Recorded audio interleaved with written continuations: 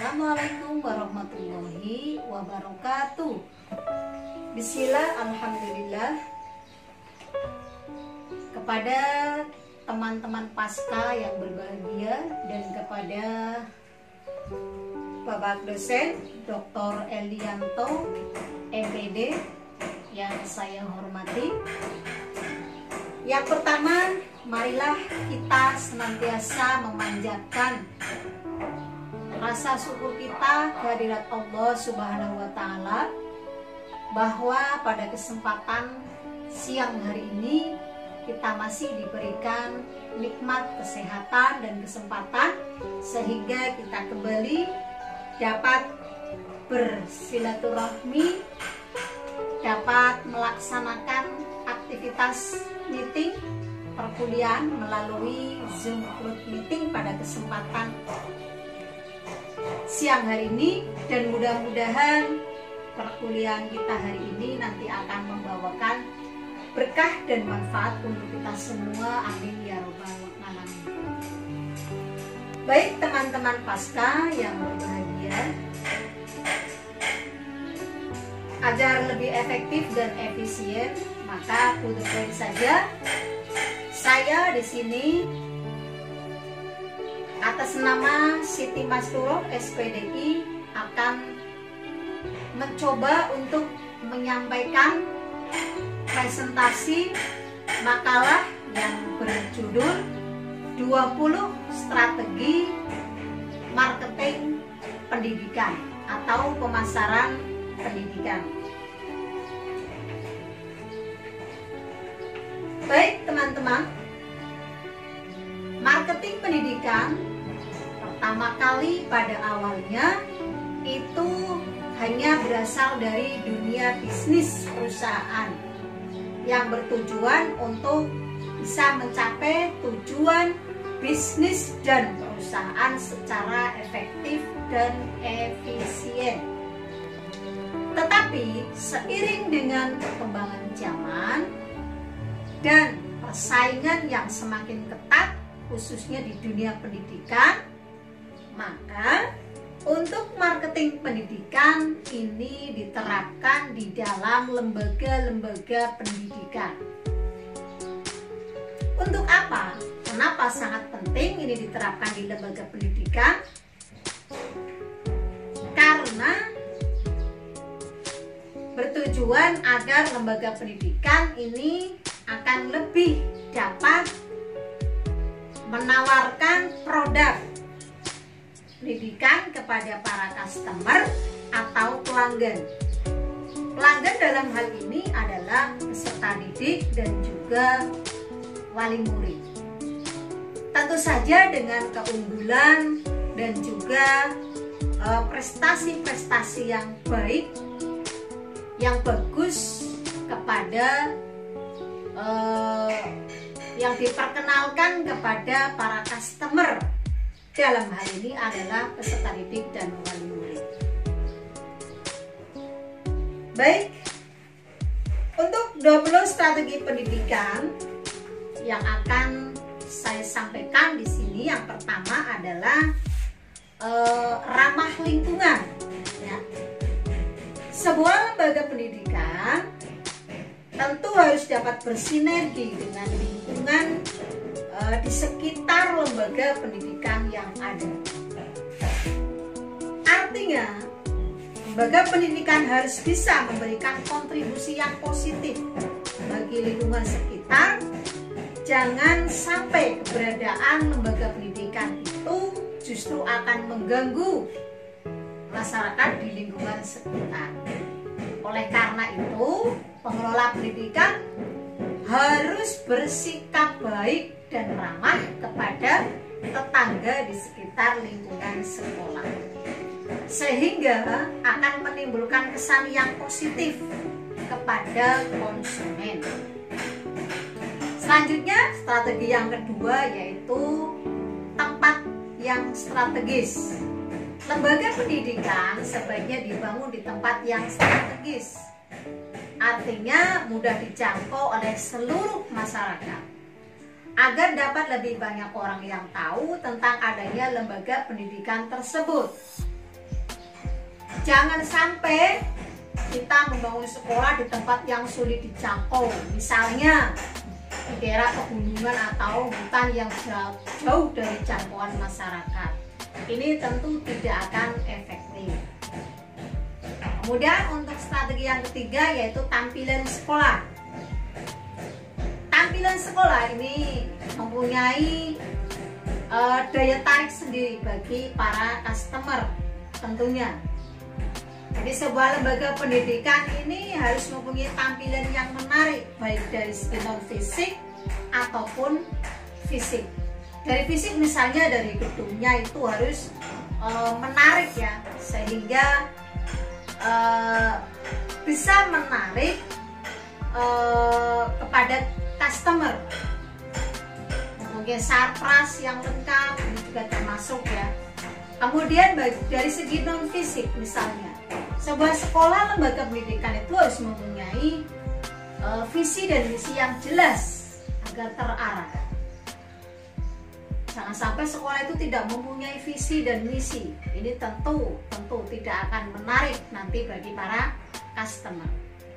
Selanjutnya untuk strategi yang keempat yaitu pelayanan yang baik. Pelayanan yang baik kepada pelanggan dalam hal ini adalah peserta didik dan juga wali murid.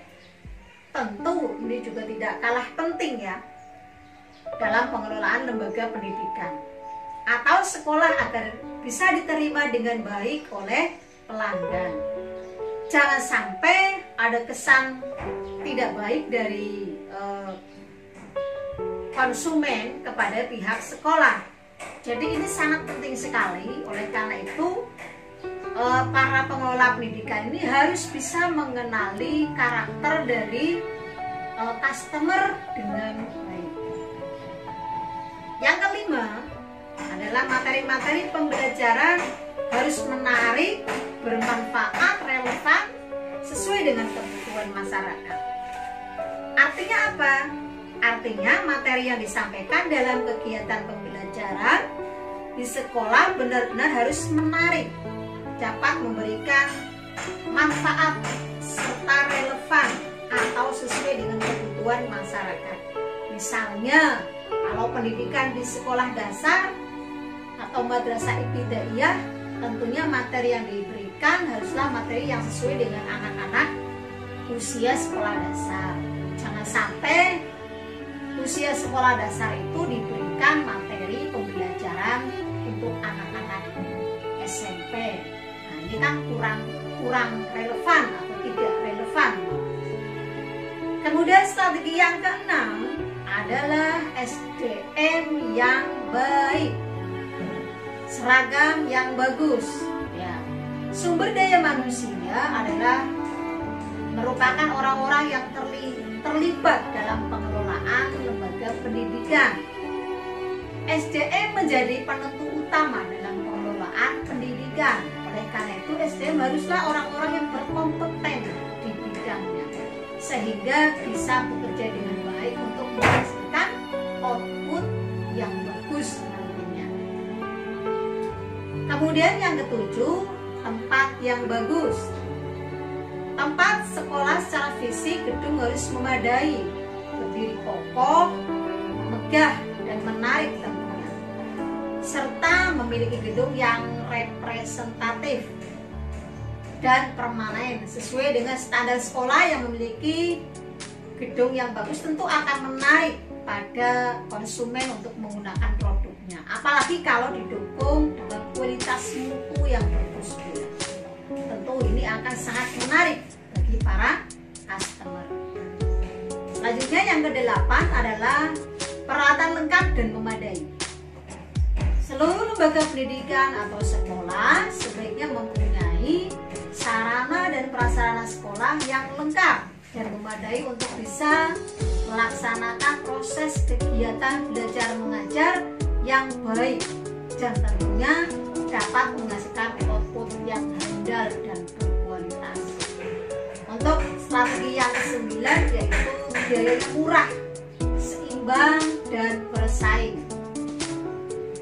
Dari segi finansial pembiayaan sekolah ini janganlah terlalu membebani customer ya, tetapi harus disesuaikan dengan kondisi tingkat perekonomian masyarakat sekitar, dan tentu harus seimbang dengan mutu pendidikan yang ada, dan tentu harus berani bersaing dengan pendidikan yang lain. Kemudian yang ke-10 adalah variasi produk. Untuk menghindari kejenuhan dari para customer dan juga menjamin mutu dan kualitas sekolah, maka sekolah harus mempunyai variasi produk. Artinya sekolah harus banyak memiliki program-program unggulan yang menarik. Misalkan program unggulan sekolah berbasis tahfidzul Quran atau sekolah adiwiyata berwawasan lingkungan dan lain-lain, disesuaikan dengan potensi sekolah masing-masing. Dengan program unggulan ini tentu customer akan semakin tertarik dengan lembaga pendidikan yang kita kelola. Selanjutnya yang ke-11, ini mempunyai merek yang bagus, slogan, visi misi, nama yang baik. Sebuah lembaga pendidikan harus mempunyai visi dan misi yang jelas, mempunyai slogan yang bagus, serta nama baik atau reputasi yang baik di depan konsumen, agar konsumen semakin percaya kepada lembaga pendidikan kita. Jika sekolah mempunyai visi misi yang jelas, tentu konsumen ini tidak akan ragu lagi untuk menggunakan produknya. Sekolah tentu akan mampu untuk memberikan jaminan mutu dari produk sekolah tersebut kepada para konsumennya. Untuk yang ke-12, strateginya adalah mampu memuaskan konsumen. Nah, ini sangat menarik sekali teman-teman. Artinya sekolah harus mampu mengantarkan kesuksesan siswa dan menghasilkan output lulusan yang berkualitas, yang memiliki kesejahteraan yang baik, sehingga konsumen merasa bangga dan dengan lembaga tersebut. Dengan demikian, maka sekolah pasti akan memberikan kepuasan pelanggan sehingga tidak akan merasa dikecewakan. Kemudian yang ke-13, selalu memperbaiki diri dari setiap kekurangan yang ada. Maksudnya apa? Ini sekolah harus selalu siap untuk memperbaiki semua kekurangan atau kesalahan yang pernah ada. Jangan mengelak dari tanggung jawab atas kesalahan yang pernah dilakukan. Sekolah juga perlu untuk introspeksi diri atau evaluasi dari segala kekurangan yang ada. Dengan begitu, berarti sekolah selalu berkembang ke arah yang lebih baik lagi. Baik, teman-teman Paska, untuk strategi yang ke-14 yaitu menanggapi kritik atau saran dengan baik. Sebagai pengelola pendidikan, sudah barang tentu kita harus terbuka menerima saran dan kritik. Apalagi kalau kritik yang membangun, ini akan sangat bermanfaat sekali demi kemajuan sebuah lembaga pendidikan. Jadi kita harus bisa membedakan antara saran dengan kritik yang membangun. Kalau kritik mungkin kadang-kadang bisa mengarah kepada hal-hal yang negatif. Oleh karena itu kita harus menanggapinya dengan baik, jangan sampai menanggapi dengan emosi, ya. Kemudian strategi yang ke-15 yaitu melakukan promosi yang tepat sasaran. Promosi adalah sarana untuk memperkenalkan dan menawarkan produk yang dihasilkan. Tentu saja promosi ini harus dikemas sedemikian rupa agar lebih menarik customer. Kemudian yang ke-16, kuasai teknologi informasi. Artinya dari SDM yang ada tentu harus bisa menguasai kecanggihan IT. Apalagi sekarang ini zaman teknologi yang sangat canggih, sehingga kita tidak boleh sampai ketinggalan. Jadi kita harus menguasai kecanggihan teknologi informasi yang sekarang, sehingga kita bisa melihat peluang kalau kita sudah menguasai teknologi informasi.